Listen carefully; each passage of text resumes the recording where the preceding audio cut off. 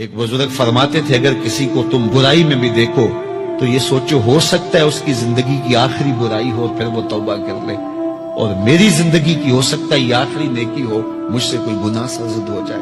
کتنے لوگ ہیں جو مرتبہ کمال پہ پہنچے لڑک گئے، بڑے بڑے لوگ تھے لیکن انجام ٹھیک نہیں ہوا۔ بلعم بن باورا کی مثال ہمارے سامنے موجود ہے۔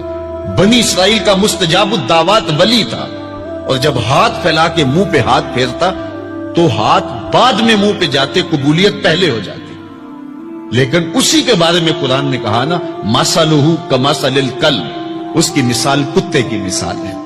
زبان لٹک گئی تھی، زمین چاٹتا تھا، چونکہ اس کے ہاتھ نبی کے خلاف اٹھ گئے تھے۔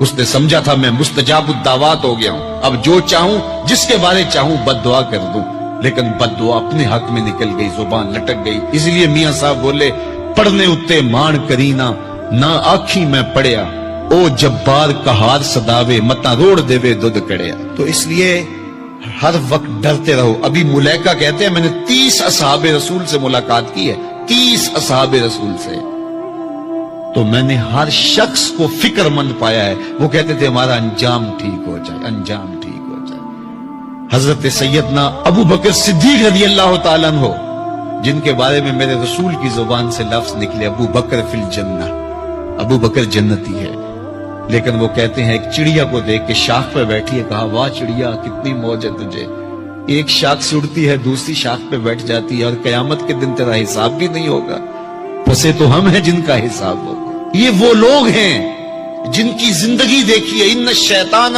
یفر من ذل عمر، عمر وہ ہے جس کے سائے سے شیطان بھی بھاگتا ہے، لیکن وہ کہتے ہیں کاش میں مٹی کا ڈھیلا ہوتا۔ اللہ اکبر۔ حضرت عمر کہتے ہیں کہ اگر برابر سرابر بھی چھٹ گئے تو غنیمت جانیں گے، اگر برابر بھی چھٹ گئے تو پھر بھی غنیمت جانیں گے۔ یہ وہ لوگ ہیں جن کی زندگیاں تقوی سے عبارت تھی، اور اللہ کی خشیت جن کے سینوں کا نور تھا اور باطن کا سرور تھا۔ ہمارے بہت سارے معاملے اور بہت ساری خرابیوں کی جڑ یہ ہے کہ ہم نے اس دنیا کو اوڑھنا بچھونا بنا لیا۔ ایسے اس دنیا میں ہم زندگی گزار رہے ہیں جس طرح ہم نے اس دنیا سے کبھی جانا ہی نہ ہو۔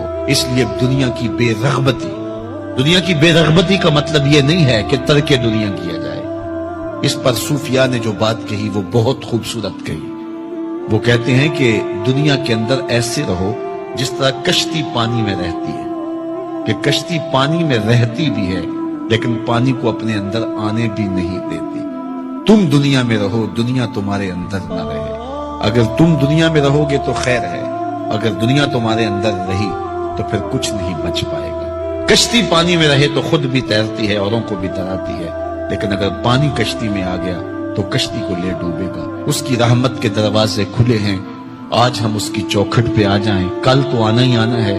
پھر جو کفن میں منہ چھپا چھپا کے آتے پھریں گے، کیا اچھا ہو کہ خود کھلے منہ سے اس کی رحمت کے دروازوں پہ آ جائیں۔ اس کی رحمتیں آواز دے رہی ہیں، یا ایھا الانسان، او بھاگنے والے انسان، او نسیان کے پتلے، او بھولے ہوئے، او بھٹکے ہوئے، راستہ چھوڑ کے جانے والے، مالک کی رحمت کی آغوش کو ترک کر دینے والے، آجا پلٹ کے، ما غرک بربک الکریم، آجا تیرا رب بڑا ہی کریم ہے۔ قبل اس سے وہ ماننے سے انکار کر دے، توبہ کا دروازہ بند ہو جائے، سورج مغرب سے طلوع ہو جائے، پھر بندہ ہاتھ کاٹے۔ کسی نے چیخ چیخ کے مجھے کہا تھا، کوئی رو رو کے ترلے منتیں کر کے مجھے کہتا تھا، میں اس کی بات کو نہ سنا، کاش کہ اس کی پکار کو سن لیا ہوتا، اس کی آواز پہ لبیک کہہ دیا ہوتا، اور میں اس کے ساتھ چل پڑتا، اور وہ مجھے انگلی تھام کر محمد عربی کی چوکھٹ پہ پہنچا دیتا، تو آج یہ رسوائیاں میرا مقدر نہ ہوتی۔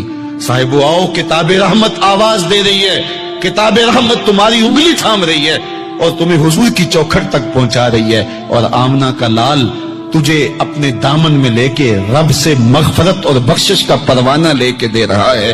مجرم ہو تو منہ اشکوں سے دھوتے چلے آؤ، آؤ در تواب پہ روتے چلے آؤ، قرآن میں مذکور ہے بخشش کا طریقہ، سرکار کی دہلیز سے ہوتے چلے آؤ۔